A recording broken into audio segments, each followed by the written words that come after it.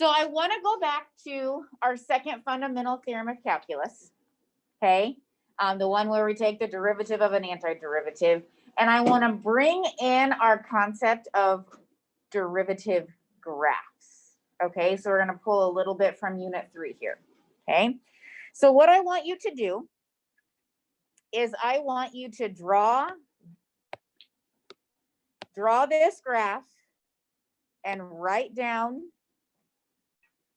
this function, and then we'll talk, okay?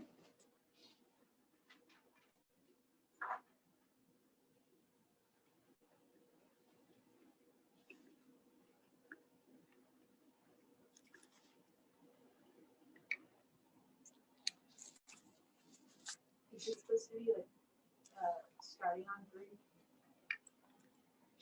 Like where it comes to? Like the V? Yeah. Yep, that's right at 3.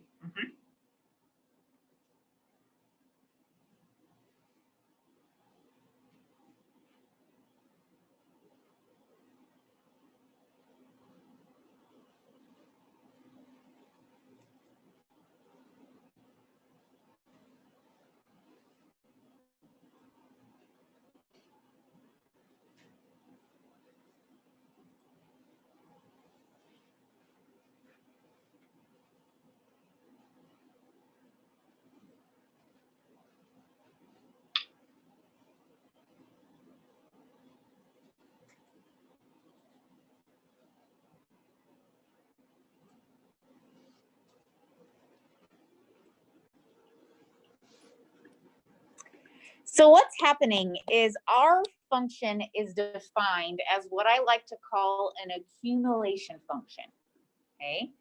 Function G is the accumulation of area under f of t dt, okay? Where this is f. Okay. So who can tell me the relationship from G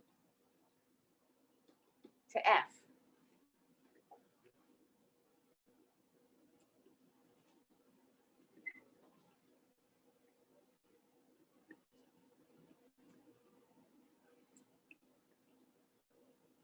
Okay, you keep thinking about it. Let's start with calculating G of 1, okay? If we're going to calculate G of 1, then I'm asking you for the integral from 0 to 1 of f of t dt. Okay, well, that means I want the area from 0 to 1 on my curve f.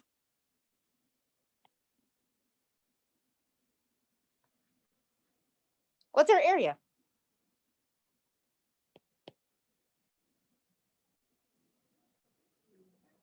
Three halves, thank you. Okay, now here's the cool thing about accumulation functions. What happens when we take the derivative? G prime of x. What is this derivative?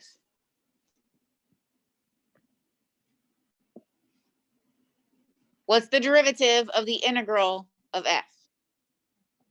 Just f of x, okay? So this graph over here, this is our derivative graph. Okay, so when I ask you for G prime of 1, well, this is the graph of our derivative. So G prime of 1 is 0.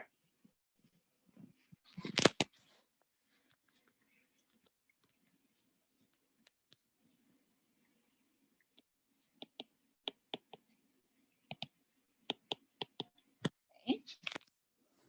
Well, if this is the derivative graph for G, how can we use it to help us find G double prime of 1?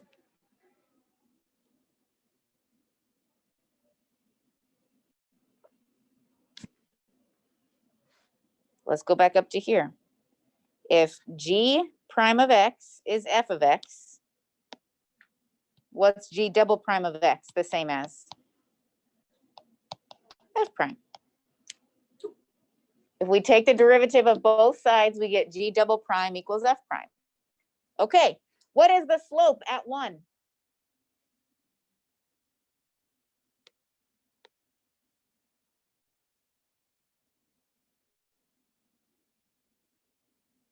What's the slope? -3, we go down 3 over 1, down 3 over 1. Okay, so the derivative of g is giving us our second, or excuse me, the derivative of f is giving us our second derivative for g because of that accumulation relationship. Okay, it will happen like this every time you have an accumulation function. Okay, so if it helps you, write this down. Okay, when we take the derivative, we have g prime of x equals f. When we take the next derivative, g double prime of x equals f prime. Okay, so now I'm also going to ask you to determine these sorts of things. Okay, where is function g increasing and decreasing? Okay, well, let's think back to unit 3. If I asked you where a function was increasing or decreasing, we looked at the fill in the blank. I think you mumbled derivative to see whether it was positive or negative. All right. So in this case, our function g is increasing where the derivative is positive. Where's our derivative positive? -1 to 1. Okay. Our derivative is negative in this graph from -2 to -1 and 1 to 2. So that would be where our function is decreasing.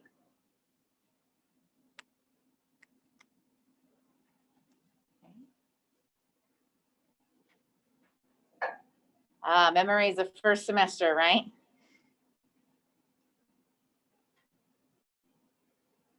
But hey, we're not having to like calculate anything right now, so that's cool. Okay. Let's also recall how we determine intervals of concavity. If we have the graph of the derivative, what are we looking for on the derivative to help us determine the original function's concavity? So increasing and decreasing. So if we want concave up, our derivative is increasing from -2 to 0. So our function would be concave up. Okay. Our derivative is decreasing from 0 to 2. So our function would be concave down. Okay.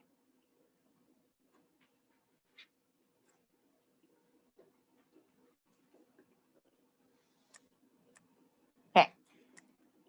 Same graph, same picture, same function. I just have it on a new page, more for me. Okay, but I still want you to be able to see it. I want to talk about these two problems right here, and then I'm going to give you a task. Okay. So what happens when I ask you to find g of -1? Okay, where does our accumulation function begin with our limit of integration? 0. This is the integral from 0 to x. So when I ask you for g prime of 1, I'm asking you for the integral from 0 to -1. If we just plug it in as is. Okay, well, what's going on here? We're going backwards, aren't we? Okay, well, I can tell that this area right here is 3/2 and it's above the x-axis, but our integral is written backwards. So that means we're going to have to make our area negative. Okay.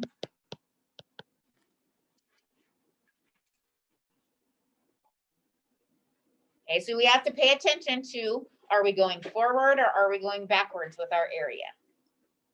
Okay. turn to your neighbor real quick and discuss what the value of g prime of -1 would be. You have 15 seconds.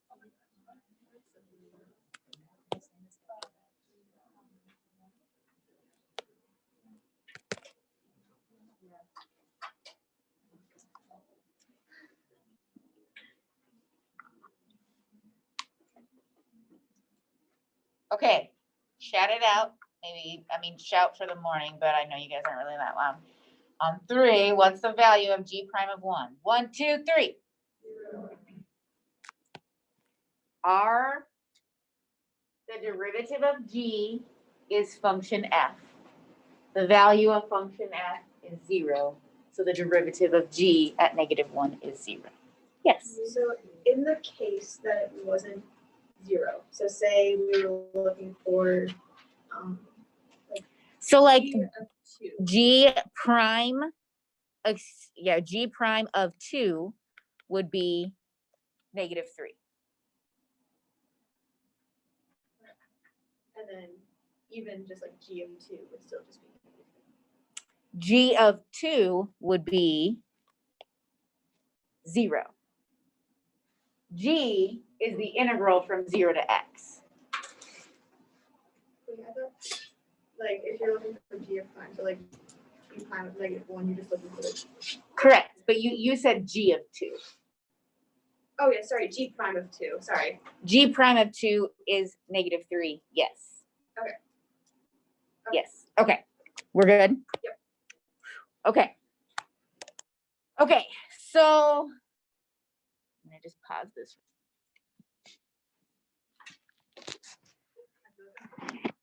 Okay. From smallest to biggest, Allie, what do we have for this first graph?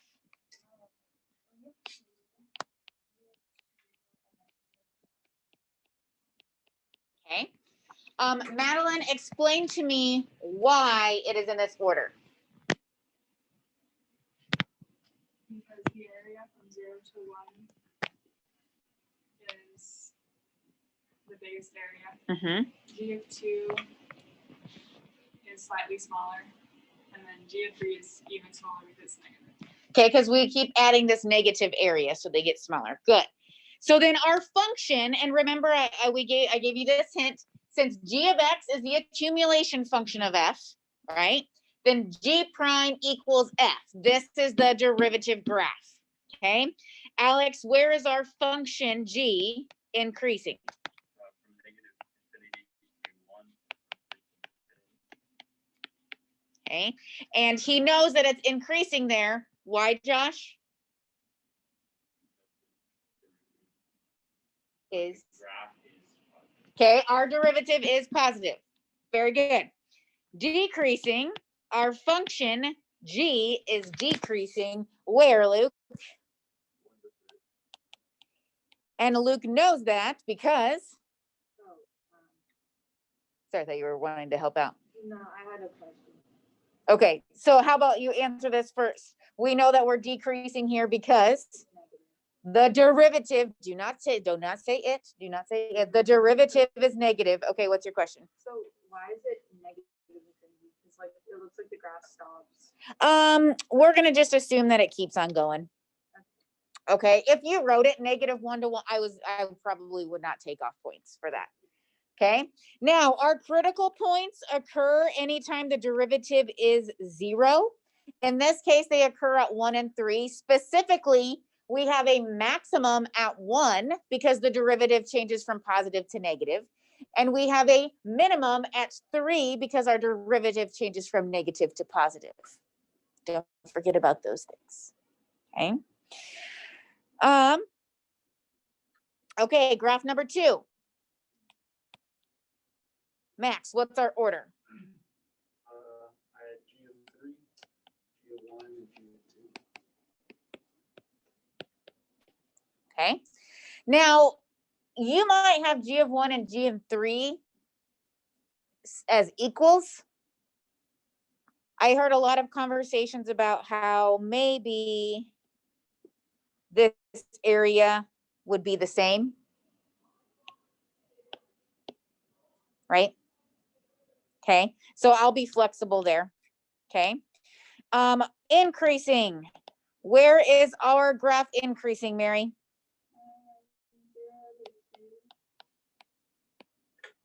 Oh, and that's it. Okay. And if you wrote 4 to infinity because you assumed it'd keep on going, that would be fine. Okay. And then decreasing. Reagan, where are we decreasing?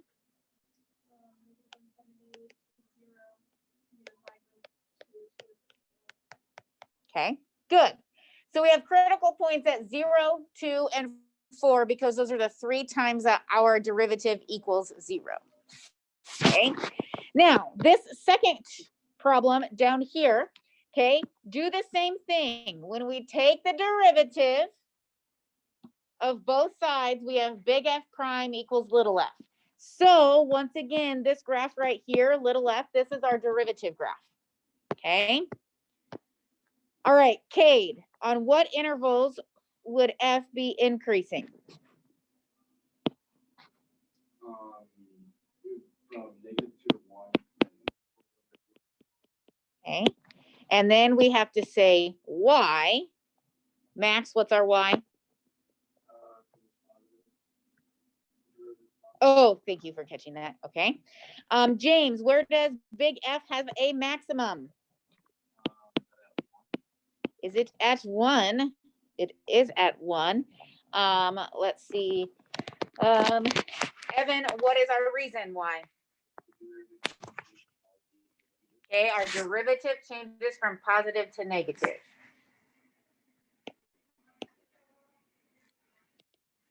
Okay, f of 4, so big F of 4. If I'm talking about big F of 4, here's big F up here. It's the integral from 1 to x of little f.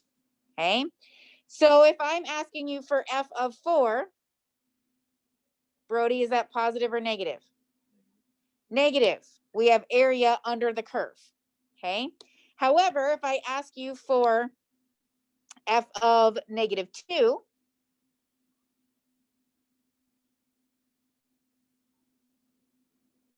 Emma, what do we know about that? Also negative because we're going to the left. And probably if this is symmetric, it sort of looks like f of 4 and f of negative 2 would be the same, right? But since we're starting at 1 and going backwards, even though we are above the x-axis with our area, it's negative because we're backwards, okay? And then everybody, f of 2 would be negative, they say with enthusiasm. Okay, so I'm going to give you a homework assignment. And what I want you to do, I want you to do all of the front and only the graph on the back and then stop. So you're doing all of the front and just the graph on the back. Do not worry about 16 to 20. Madeline. Yes, yes. If this were a 3, we'd be starting here and finding our area.